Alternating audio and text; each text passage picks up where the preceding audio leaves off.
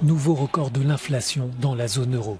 Sur un an, les prix ont augmenté de 8,9% au mois de juillet.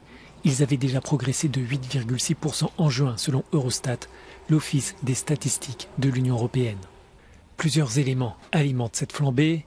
Les coûts de l'énergie poursuivent leur envolée avec une hausse annuelle de 39,7%, une progression un peu moins élevée qu'au mois de juin. Les prix des biens alimentaires, de l'alcool et du tabac ont augmenté de 9,8%.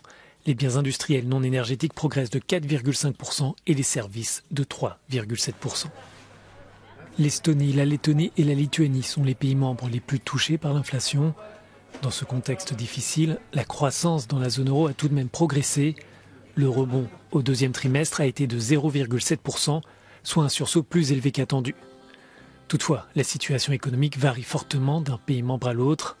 L'activité a stagné en Allemagne, première puissance économique du continent.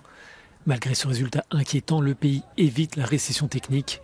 En revanche, une inflation record pèse sur les consommateurs et l'industrie. Cela va aller dans ce sens, notamment en ce qui concerne l'approvisionnement en gaz russe. C'est l'une des choses qui inquiète les marchés et bien sûr l'Allemagne en particulier. Qu'est-ce qui va se passer ensuite?